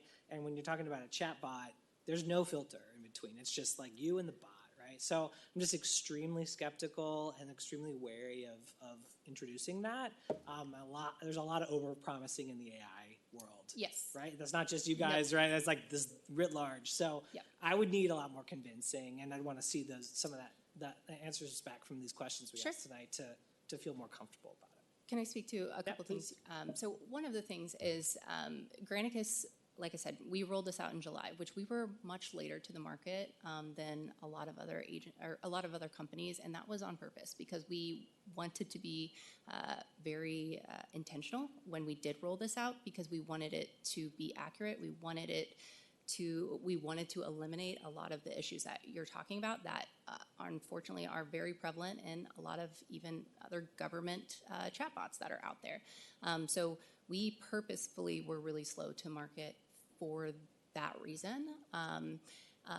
Another thing I wanted to talk through really quickly is the implementation process of GXA is very robust and it's very intense. So we do not just pop this onto your website and say, well, hope it goes well. It is very robust, and we go through multiple rounds of UAT testing to make sure that the accuracy rate is where we need it to be. And part of that is we have a list of hundreds of questions that we know that are the most among the most common things that people are going to be coming to an agency website to do or find. And we will run that list of questions through your current website and see, what does the tool generate before this is ever live, obviously. And with you, in partnership with you, we'll go through the answers that are generated and see, are these correct? Are these accurate? And at that point, because a lot of times the issue isn't necessarily the tool itself. A lot of times it's just the data accuracy of the data that lives on the website. Through that process, there is a lot of fine-tuning of the data itself to make sure that it is accurate, and so the answers that the tool is able to provide is also accurate. But there, like I said, the implementation process is extremely robust because of the concerns that you're talking about right now. You also have the ability to basically train it to have specific responses to maybe sensitive topics. So you want to make sure that if somebody is there, for instance, a common one would be like a mental health crisis. You want to make sure that if somebody is coming to the chatbot and is having a mental health crisis, that this is the exact response we want our agent to give it. You can have you can set that in the implementation to make sure that the responses that it's giving about those really sensitive topics are exactly what you as an Oak Park leader want it to be. So we do have a lot of things in place to make sure that before this tool ever goes live, the concerns that you're talking about are addressed and taken care of, and you have peace of mind. We're never going to launch this until your team has said we're good. We feel comfortable with this. We are never going to just pop this on your website and say good luck because it makes you look bad. It makes us look bad, and that's the last thing we want to do. So just the things that you are talking about. We have talked about a lot as well, but I will get you the specific figures as far as the hallucination rates. Anything that we have in that realm, I'll make sure that you have that information. Great, thank you. And I appreciate that comment too. As they say, garbage in, garbage out when it comes to data models. And so using this as a way to identify probably where there's, I'm sure there's inaccurate information. Any website around long enough will have out-of-date information on there somewhere that someone just forgot to take down or change or whatever. So that process is somewhat reassuring. Yes. So I'll give you that. So, thanks. Oh, Jen.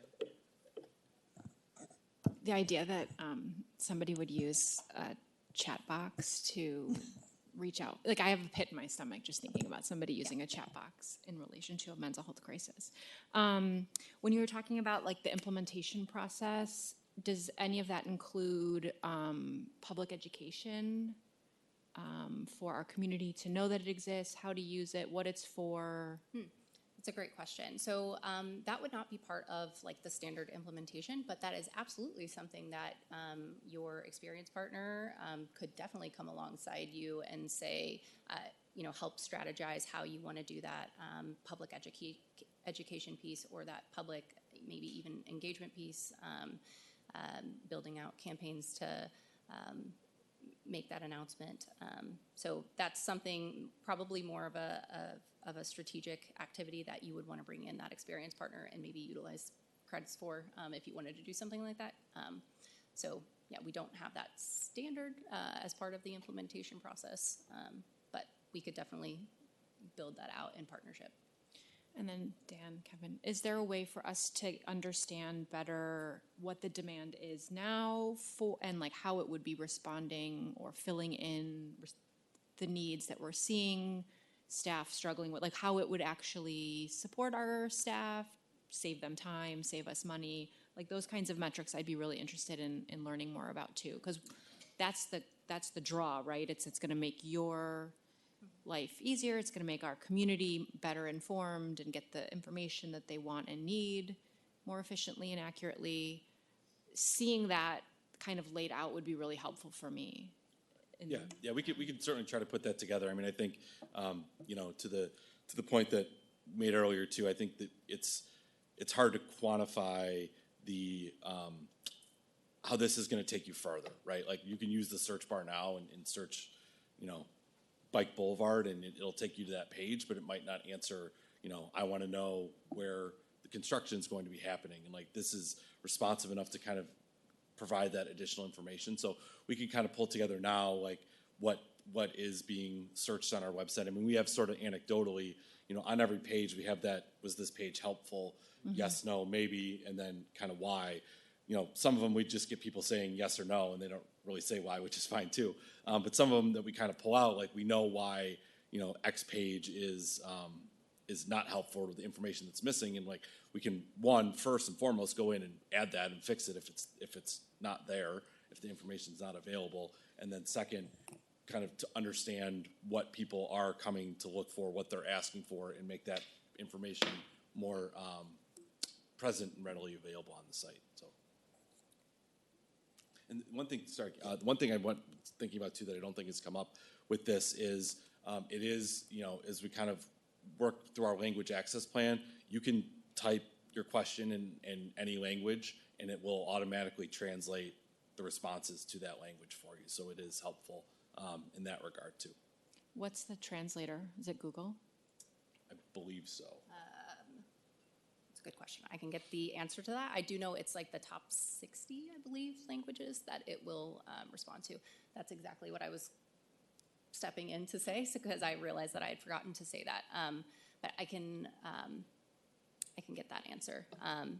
But yeah, so it will automatically respond in whatever language your resident is typing their question in. And even if they change languages mid-conversation, it will change language right with them. There's no like settings they have to change or anything like that. So again, making information more accessible, increasing that transparency and access to needed services, and just reducing those barriers.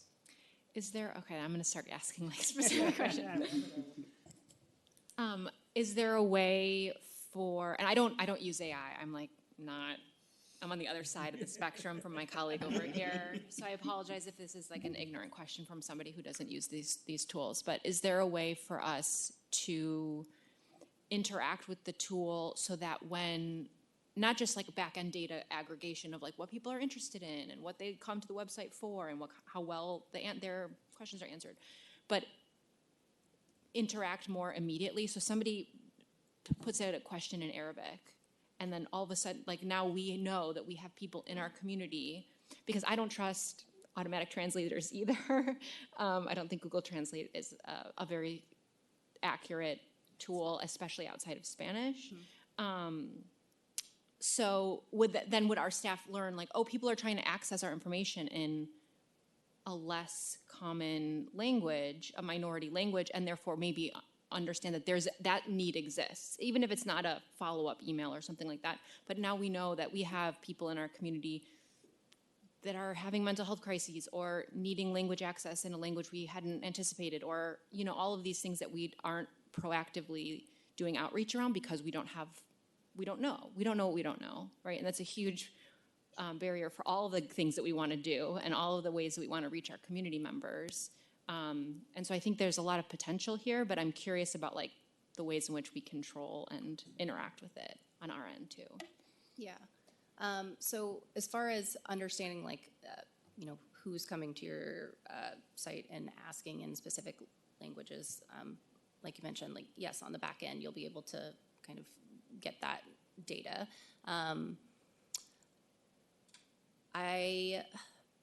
will, sorry, there was a lot in Yes, that. No, that's okay. That's totally fine. I know as far as your concerns with the translation, I do know that there are some pretty strict accuracy rates that are in play before we say like that. The list of languages has grown over time as far as what it responds to. So I know that there was like an accuracy rate that it had to reach in order for us to say, this language is included. So it's grown over time, and part of that process was ensuring high accuracy as far as the translation goes. So hopefully there's a little bit of peace of mind there, because I totally hear your concerns there.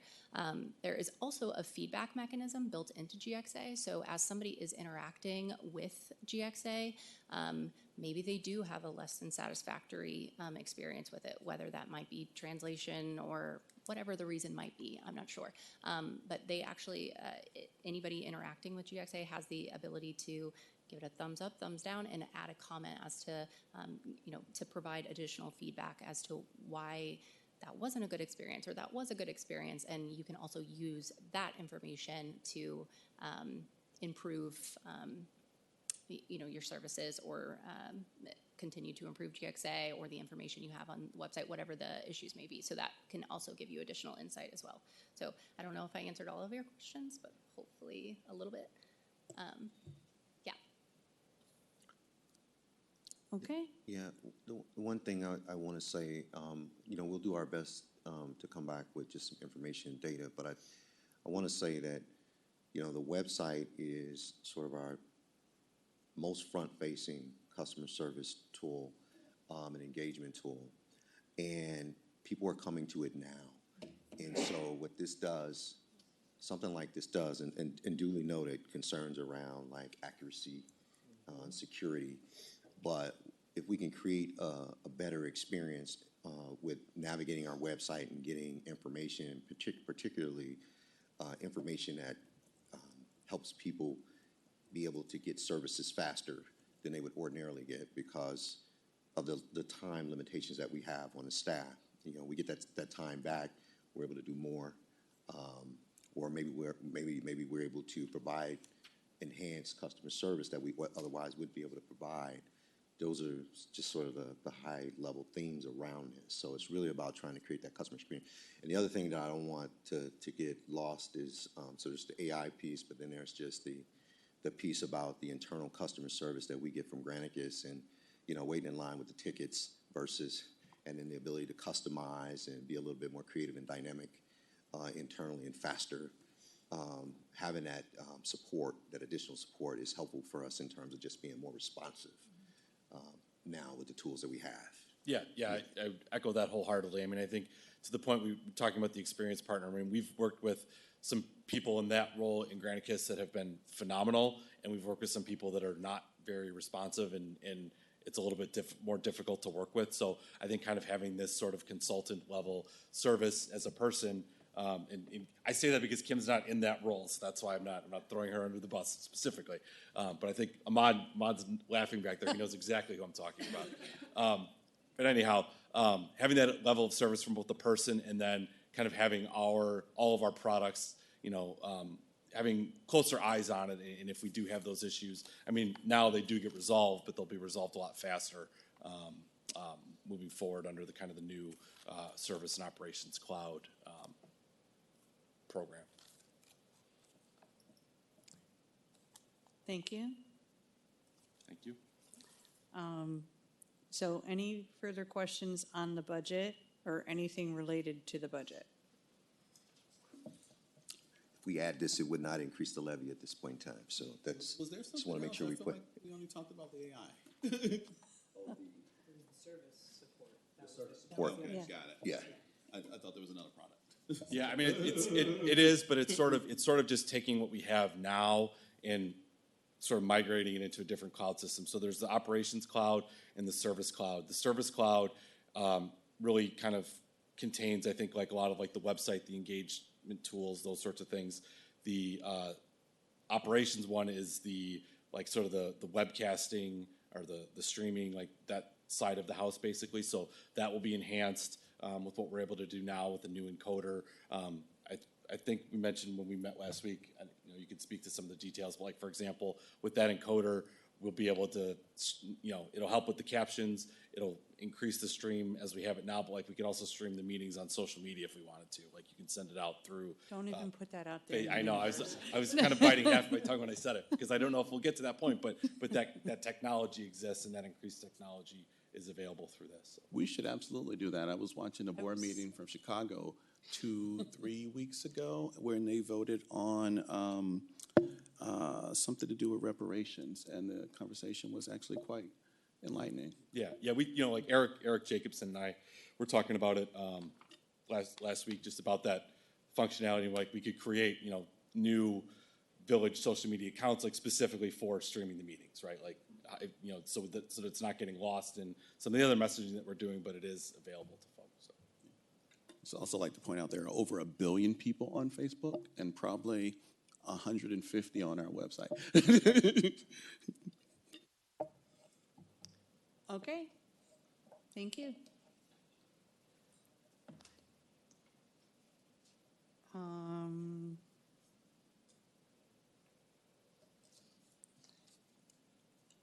I don't know. So I was about to ask, going back to my script, if there was any public comment, but I think Clerk Waters wants. Yes, Go ahead. do you prefer that I come over? This is about the clerk's budget, or should I just do so virtually? I think that's your choice. Okay. I guess I wasn't fully prepared, but I realized that you are going to be closing the budget out on the 9th, and I don't want to at least miss the opportunity to provide you all with the proposed org chart for VCO.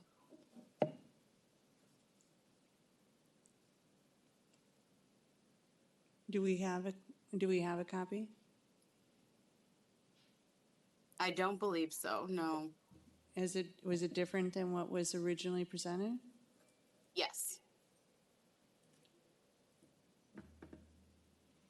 It included two 0.5 FTEs, one for a file clerk and the other one for the graduate fellow to continue working in the clerk's office. And is it currently in the budget as it exists? That would be a good question. Donna Gaydon is saying it is not in the budget. It's currently not in the budget. It was on one of the sheets that we talked about, things that we could potentially ask for in the future, but it is not included in the budget.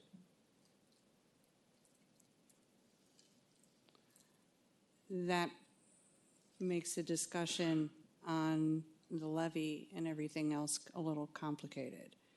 Do we know what those budget requests or description is, and is there any potential way of having this discussion in January? That's awkward to ask, but it wasn't presented to the Finance Committee either. So I would just have to see if I have the slides for it, and the requests. But I can provide that to you all if necessary. I guess my immediate concern is that I currently have a graduate fellow in the clerk's office, and if they're not included in the budget come January, then they would no longer be in the clerk's office. Village Manager Jackson, are you able to assist with how we would process this? We don't have any numbers or anything.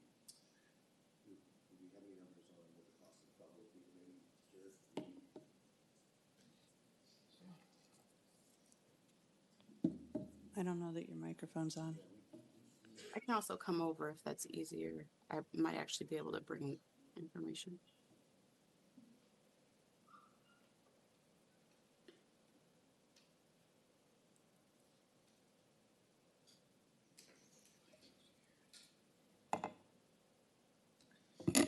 Kira Chang, Assistant Village Manager, HR Director. So the graduate fellow is currently being paid at a rate of $23 an hour for a part-time position. It's non-benefits eligible, so there's not a significant amount of fringe cost associated with the position, maybe another 10% just to be on the safe side. It's not IMRF eligible. And so the annual cost of that part-time 0.5 is about $23,000 a year.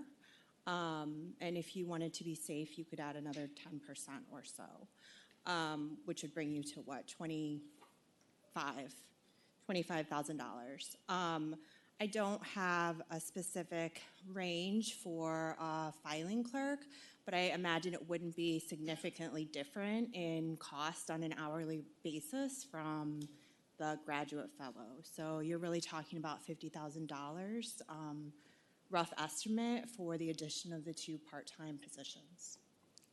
Even the part-time clerk would only be, It's a filing clerk position is my understanding. So it's really would be for the purpose of performing kind of routine clerical tasks and filing. That's my understanding. Clerk Waters, feel free to clarify if you're expecting a higher level of administrative support from that position. No, and that's correct. That's also aligns with records management being switched over to the clerk's office. Brian? Would there be additional fringe benefit costs with the filing clerk position since, At a 0.5, it's not benefits eligible. So again, I would sort of rough estimate 10% for fringe, which would be on the high end for Social Security and Medicare, but no health insurance. I'm certainly comfortable with the fellow, especially since there's a person in that position. And the filing clerk seems reasonable too, but there isn't anyone in that position currently. Is there a way that we can, follow up with that one in January? I mean, I don't know. This is a little shooting from the hip here. Yes, I am definitely moving from my hip. But I will say that January would be fine for the file clerk.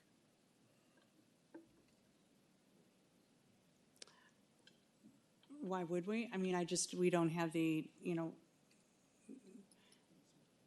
yeah. I mean, it feels like unless that can be reported to us over the next week. I mean, I do have documentation in regards to both positions, so I can.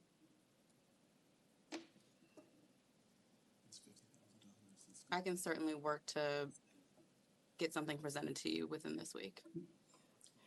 Well, I think that's, fine. It seems like we can discuss that on the 9th then, but I think just looking and hearing no objections, the fellow, that security of the person who's in that position currently.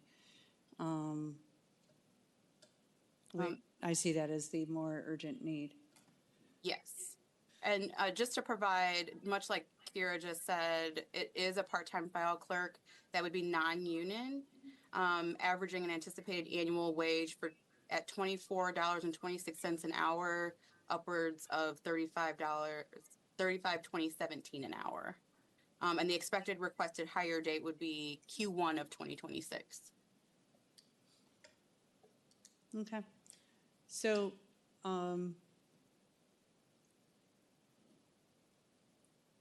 yeah, I think we'll just look for the information to come to us in a memo of some sort. Yes, we can follow up with a memorandum outlining the precise costs related to the two positions. Thank you. Any other questions or comments? Okay. Then go back to my script. Is there is there any public comment concerning the budget? Christine, did we receive anything online or through email? No, we did not. Okay. So is there anyone present to provide public comment on the proposed budget? I don't think there's anyone in here who's not required to be here right now. Does any? So, but I think I'm supposed to ask that at least one more time anyway. Is there anyone present to provide public comment on the proposed budget? Didn't you put it on Facebook asking people to come? I absolutely did. Okay. They found out. All persons who wish to be heard have been given an opportunity to do so. I will now ask for a motion and a second to adjourn the public hearing. So moved. Second. Motion by trustee Wesley, seconded by trustee Leving-Jacobson. Clerk Waters, please take the roll. Trustee Wesley? Yes. Trustee Leving-Jacobson? Yes.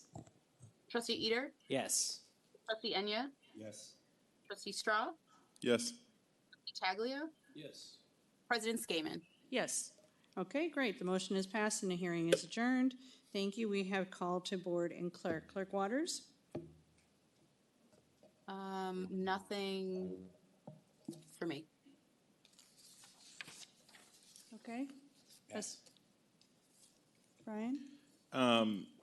Two things. First is on the consent agenda today, item H, resolution 25340 has we approved the a contract for the installation of a bunch of RRFBs, rectangular rapid flashing beacons. I remember a public comment we received from a grade schooler talking about the wonders of RRFBs, and these relate to some of that bike infrastructure that we were talking about earlier. And in particular, if you pop open the map that's attached to the agenda item, you'll see that a lot of these RRFB installations relate to not just pedestrian crossings, but bike crossings. And these installations include both a push button on the sidewalk for pedestrians to cross, but also pillars that are mounted curbside so that cyclists, while still on their bikes, can push the button to get these flashing RRFBs. And a lot of people, downplay the effectiveness of this relatively simple, cost-effective infrastructure change. But, places where these have been installed in Oak Park, I have seen when these flashing beacons come on and cars see cyclists waiting in the green painted lanes, cars then stop, sometimes not the first car or the second car, but cars stop and the cyclists cross safely. And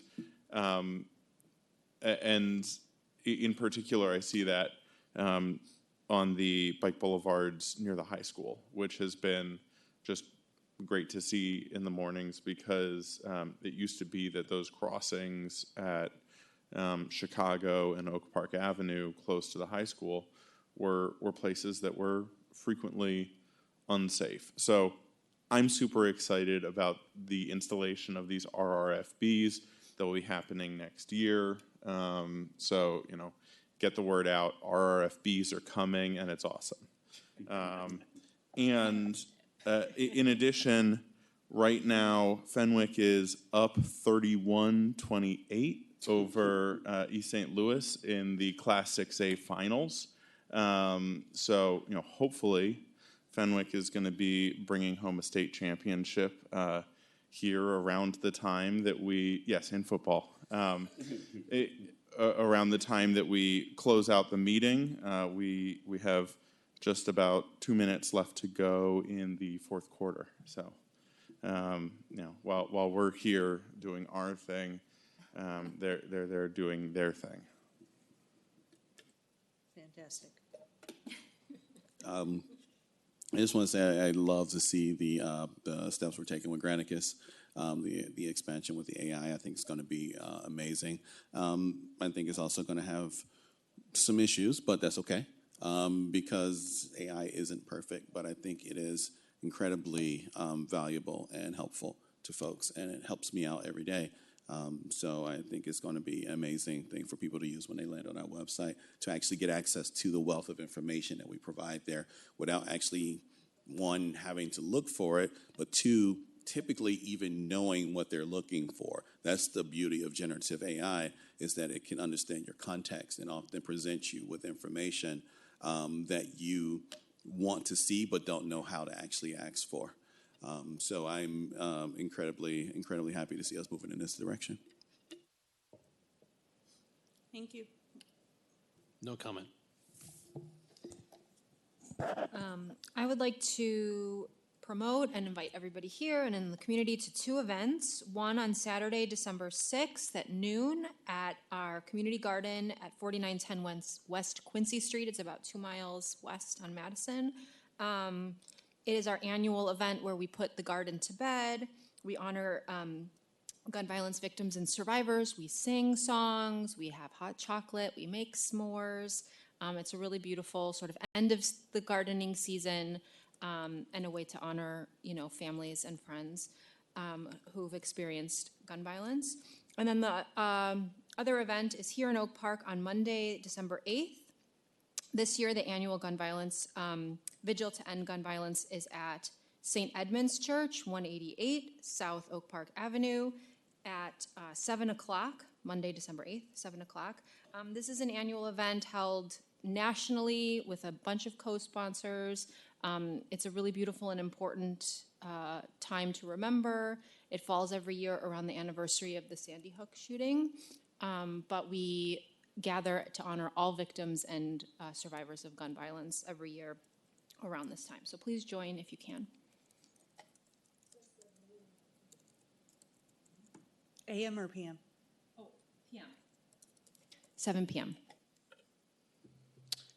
Two things. First, thank you to the snowplow crews for keeping the streets cleared. I think it's probably one of those underappreciated municipal services. You literally, while you sleep, the streets are getting plowed so that you can get where you need to go, right? So thank you. We did a great job. The streets were cleared pretty quickly.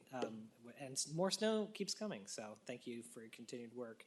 Second thing was I also have an event to promote. We don't have materials yet for it but on January 26th, Oak Park Climate Action Network is having a local climate action policy event.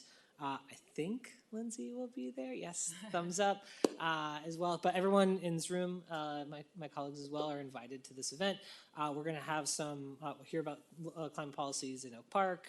I think Vicki might be speaking a little bit. We'll see. We got to figure out the agenda. And then we're also going to be hearing from some folks who are going to be talking about the state level policies. I'm not sure if folks have been following in Springfield, but 2 major climate policies were passed in the extended session just about a month ago.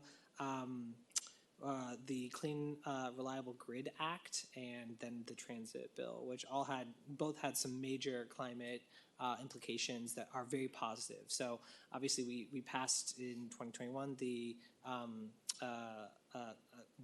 Clean Jobs Act, and that one got a lot of press and a lot of attention. In some ways, these bills together actually are going to potentially have more of an impact on climate action than even that bill did, which was in itself a huge accomplishment. So we're going to have some folks that are doing that state level advocacy work come and talk about what that kind of means for us locally, in addition to hearing about the local policies that we're already doing a lot here in Oak Park. So January 26th, it'll be at the CRC at 7 p.m.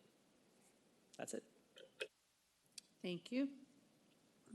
Okay, so I do think that that's the same night as our Government 101 is launching. Is that correct? That is correct. Yeah, so we're gonna work that out. We're excited about the Oak Park University, Government 101. It's a 9-week academy, and the public and residents will get an opportunity to interface with our leaders in a way that they don't ordinarily get a chance to do that. That includes our village president and trustees, as well as the village manager and all the department heads. We're going to have a lot of fun exercises. It's going to be really good. It's going to be, I think, an awesome opportunity to engage with our community and promote civic learning. So, but yes, I think we do have somewhat of a conflict on the 26th. I am proud to say that our class filled up in the span of a week. So we do have a pretty long waiting list. So there is a lot of demand for it. So we're looking forward to it. Yeah. So that's going to be held here in this room on the 26th or 101? We're still working on the location, so it's likely going to be in various locations, and we're still working on that. All right, because I was just saying if we could just cross the street, then where is OPCAN? That's the CRC, so it's close. Yeah, all right. So I guess we just It's a like federated event. first hour here, second hour there, we'll figure it out, right? Okay. Well, I'm excited about both. And I'm sure that they're both going to really be great events. And I think the Government 101 is a very unique, great, exciting initiative. So, well, I'm not going to add anything further other than, gratitude then also to, we did receive an email from Bob Tucker, so said I would pass that on, that he was able to go jogging at 6 o'clock in the morning, maybe even earlier. Does anybody remember what he said? And it was way before I was awake, and the roads were clear, and he gave you all a thumbs up. So thank you. And with that, I would entertain a motion to adjourn.